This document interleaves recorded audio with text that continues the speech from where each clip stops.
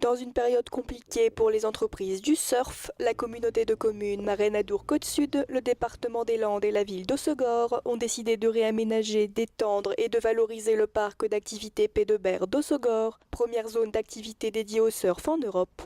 Depuis déjà plusieurs mois, cette zone fait l'objet d'un travail important en trois parties. La première partie, c'est la requalification de la zone existante.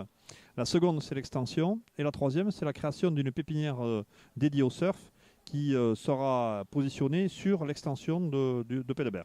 Alors sur la requalification de Pédebert, il y a trois phases. La première phase, c'est le sud qui a été fait, l'épine dorsale en quelque sorte de la zone qui a été refaite. La seconde phase qui est attaquée déjà depuis quelques jours, c'est ici où nous nous trouvons, et donc qui concerne toute la partie intérieure de la zone commerciale. La phase comporte la création d'un carrefour giratoire à l'intersection de la route de Seignos et de l'entrée de l'avenue des Charpentiers. Le principe du giratoire, c'est de fluidifier effectivement les échanges routiers, de sécuriser les croisements et de faciliter les entrées à la zone d'activité. Ce carrefour giratoire est prévu d'être terminé pour la fin de l'année 2018. Ensuite, nous enchaînons sur l'aménagement des avenues de charpentiers, des tonneliers, des menuisiers, des sabotiers et des artisans. Le chantier pour cette phase-là sera terminé avant Pâques 2019. Des travaux à hauteur de 7 millions d'euros ayant pour but de renforcer le pouvoir économique de cette zone avec l'implantation de nouvelles entreprises, mais avec une volonté forte pour tous les acteurs de ne pas dénaturer l'esprit de cette zone si particulière. Cette zone, elle est exceptionnelle, elle est unique en Europe. Il y a plus de 1200 emplois, avec un esprit, alors on ne sait pas trop comment le qualifier. Les gens qui travaillent ici, c'est un esprit surf. Même si on ne travaille pas dans le surf, on y vient parce qu'il y a toute cette espèce de... Il y a énormément de start-up, il y a des petits restaurants, il y a des bars, il y a une agitation que normalement on ne trouve pas dans les zones commerciales ou les zones d'activité. Et puis elle est dans les pins, avec du sable. Et cet esprit, il faut le garder. Et il sera gardé. C'est-à-dire le projet, c'est de faire des voies piétonnes, d'organiser un peu les parkings, d'embellir la zone, mais c'est surtout pas de dénaturer son côté nature et surf. En plus de l'aspect économique de cette zone, l'objectif est aussi de développer son aspect sociétal, également très important.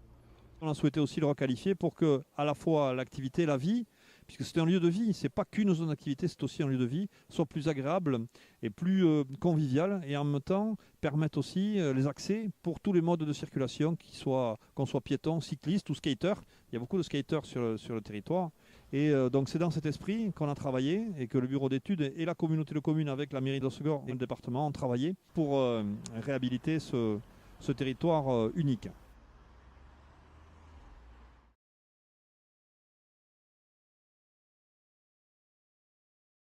À Metz, la forêt communale abrite plusieurs hectares de tourbières, un milieu riche et fragile qui a tendance à disparaître dans les Landes. C'est pourquoi depuis plus de 20 ans, la commune s'emploie à le restaurer et le préserver. Les tourbières sont encore un peu relativement présentes dans le massif des Landes de Gascogne, notamment dans le département des Landes. Ici, les tourbières de Metz, ça fait partie des tourbières vraiment les plus remarquables du massif des Landes de Gascogne et du département, assurément. Et en fait, ces milieux sont aussi des milieux reliques des différentes périodes, notamment glaciaires qu'il y a pu y avoir il y a plusieurs milliers d'années. Elles ont été sans doute plus nombreuses à une période. Elles ont beaucoup été dégradées par l'exploitation intensive notamment du pin maritime et l'exploitation agricole sur le massif. Il reste quelques zones de tourbières qui sont encore considérées comme fonctionnelles et qu'on essaye de préserver un petit peu comme des joyaux survivants du passé qui malgré tout se maintiennent aujourd'hui. Metz compte près de 100 hectares de tourbières, celle de l'Esquirot et celle de l'Estanque, que l'on peut découvrir via un sentier aménagé et grâce aux efforts de la commune et du Conservatoire d'espaces naturels d'Aquitaine qui s'emploient à les conserver. Le siècle dernier, ces milieux ont été fortement dégradés pour la culture du pin. Des drains ont été créés et là, automatiquement, il y a eu un assèchement des milieux tourbeux. sans pour cela améliorer la culture du pin, puisque vous pouvez le voir derrière moi, certains pins végètent dans le milieu humide. Donc l'intérêt, c'était de reconstituer ces milieux, et pour cela, avec le CEN, nous avons mené des actions en rebouchant mais progressivement tous ces drains, et permettre ainsi de rehumidifier les milieux et de refaire pousser la végétation propre au milieu tourbeux. Sfaigne, Drosera, Grassette peuplent ces zones humides que la commune tente de mieux faire connaître. Alors ce matin, nous avons organisé donc une réunion de présentation d'abord avec les professionnels de la commune, c'est-à-dire tous ceux qui possèdent un gîte sur la commune, mais aussi avec l'office de tourisme intercommunal pour justement diffuser l'information. À travers cette réunion d'information et la visite, la commune veut faire découvrir ses tourbières et sensibiliser locaux et touristes à la préservation de ce patrimoine naturel désormais reconstitué. S'il n'y avait pas eu ces actions de restauration, on est certain que le niveau d'eau n'aurait fait que baisser dans la tourbière et toute la végétation particulière de la tourbière aurait régressé, aurait disparu et on aurait ici affaire sans doute à une lande qui serait peut-être plus humide s'il n'y avait pas eu ces actions de restauration. Avec son sentier de découverte, la tourbière de l'Estanque s'offre aux visiteurs curieux d'observer la faune et la flore qui la recolonisent peu à peu.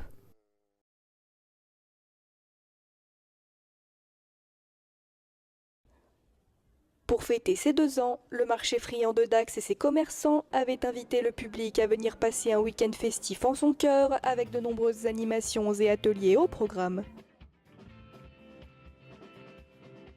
Nous avons mis quelques animations avec des dégustations, des ateliers de préparation qui permettaient aux clients de découvrir de la pâtisserie, de découvrir des plats cuisinés en poissonnerie, et faire en sorte que la soirée, nous ayons des karaokés, des événements festifs qui nous permettent de se retrouver, de passer des bons moments ensemble.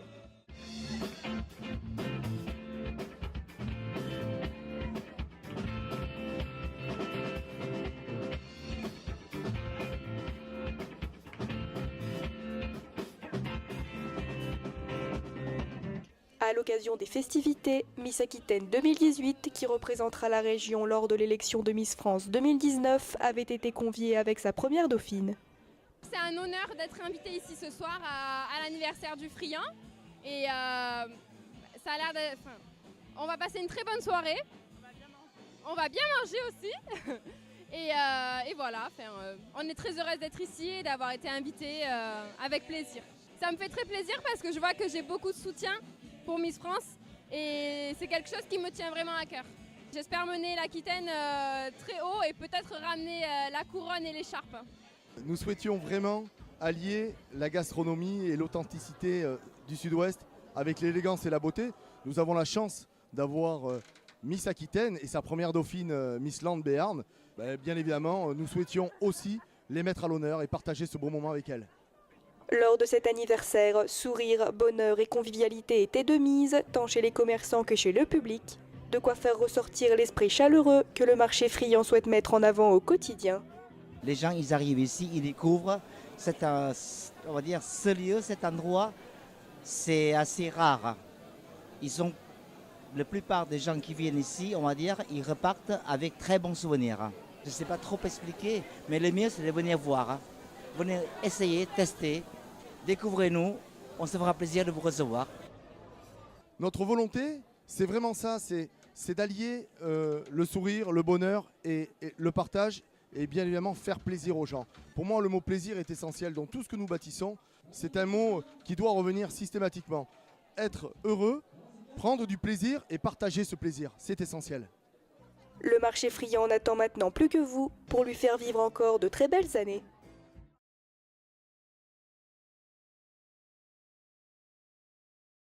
Les 20 et 21 octobre, de nombreux artistes étaient à venir découvrir dans les rues de Molietz et de Vieux-Boucau lors du festival Ici ou l'Art organisé par l'association Estancart. Il y a 30 artistes dans chaque lieu.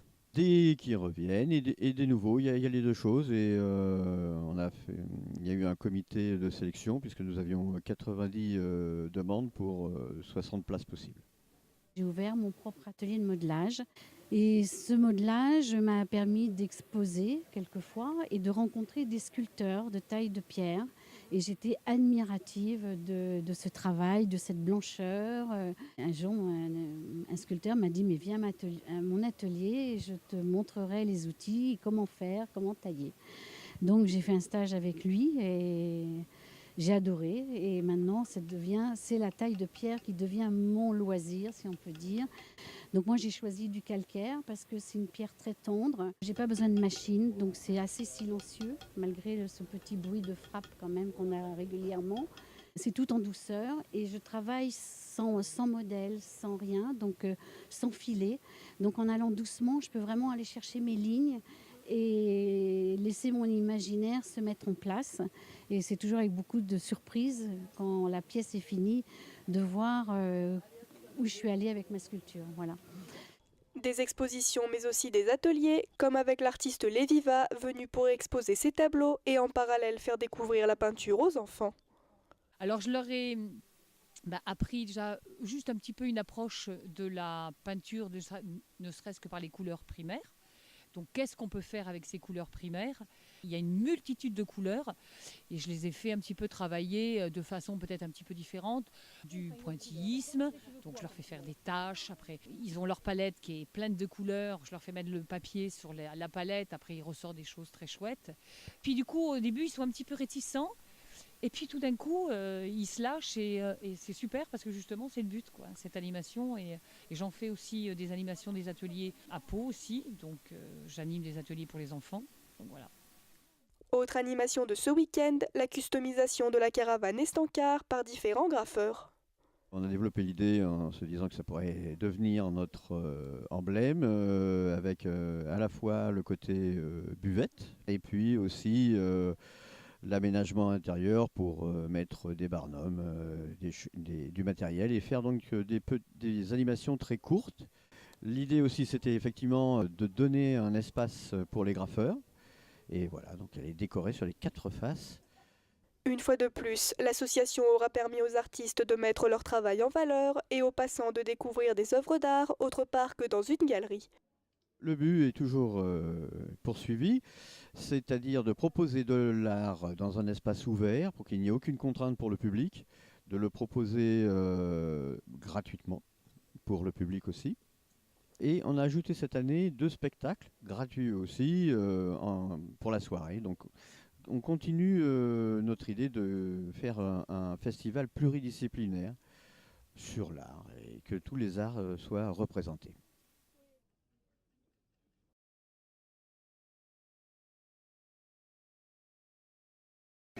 Pendant qu'en coulisses, les musiciens répétaient leur gamme, dans la salle de spectacle, le public se pressait pour être aux premières loges de la Gypsy Noche, un concert caritatif au profit des enfants malades, organisé par l'association Musica Esperanza.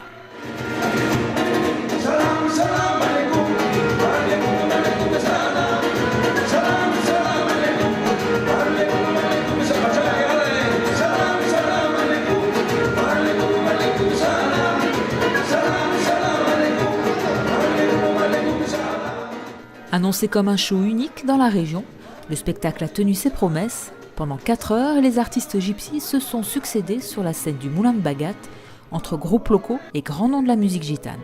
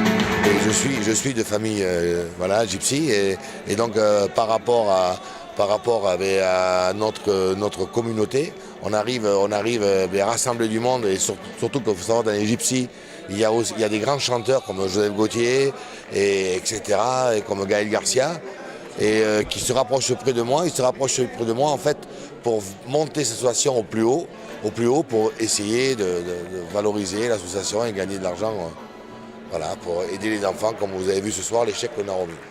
La soirée a permis à Musica Esperanza de récolter 20 000 € afin de venir en aide à plusieurs enfants gravement malades, dont Oriana a 11 ans, atteinte du syndrome de Rett. Elle ne parle pas, elle ne marche pas, elle est polyhandicapée. Et donc, depuis quelque temps, elle a un fauteuil roulant. Et grâce à Musica Esperanza, on a eu la possibilité d'adapter notre voiture parce que le fauteuil roulant est très lourd. Notre fille commence à devenir très lourde aussi. Et donc, pour la mettre dans la voiture, c'est très compliqué. Donc du coup, les balades se font de moins en moins, on ne peut plus la sortir comme on veut.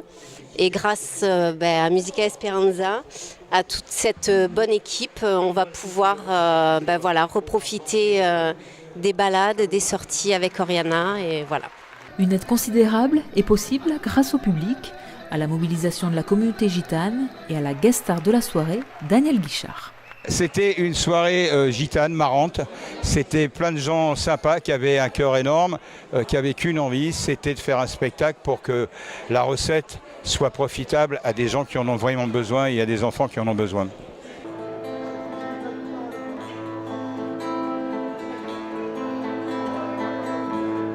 La tendresse, c'est quelquefois ne plus s'aimer mais être heureux, de se trouver à nouveau deux. C'est refaire pour quelques instants un monde en bleu, ça va Michel, avec le cœur au bord des yeux. La tendresse, la tendresse, la tendresse. Il y avait énormément d'amour sur la scène et dans la salle. Les gens, le public, tout était total. C'est important, on ne peut pas faire de choses comme ça sans qu'il y ait de l'affection, du sentiment et de l'amour. La base, c'est la cause. Si on fait ça, c'est pour les enfants, c'est pour soutenir cette noble cause que Thierry a à cœur et nous a transmis cette passion, voilà, tout simplement. Baila, baila, baila, baila, baila, baila, baila, esta rumba gitana que yo siempre cantaré, que yo no siempre cantaré, que yo no siempre cantaré, esta rumba gitana que yo siempre cantaré.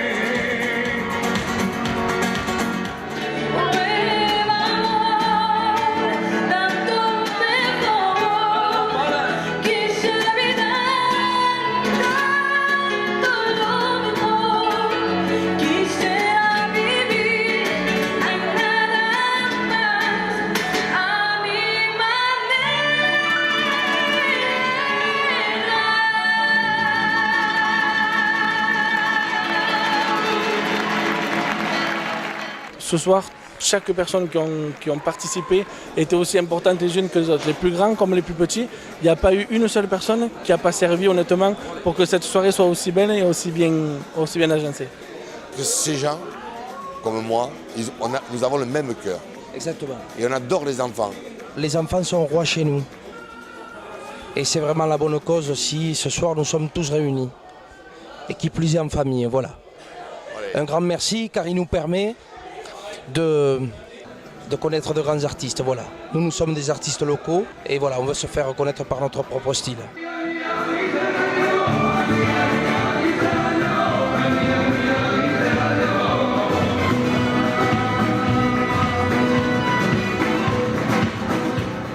En résumé, Gypsy Noche, c'est du bonheur pour les enfants malades, leurs parents, les artistes et le public.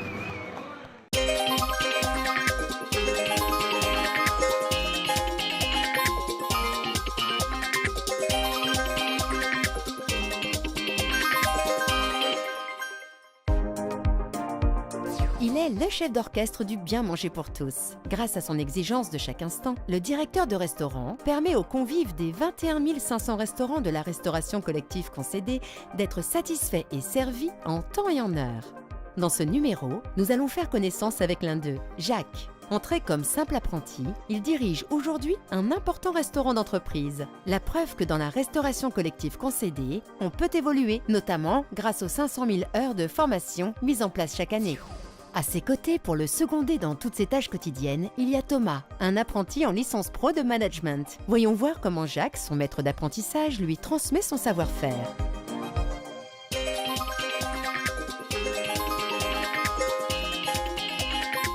Bon, on dirait que tout se met en place avant le coup de feu sous la baguette de Jacques et son équipe.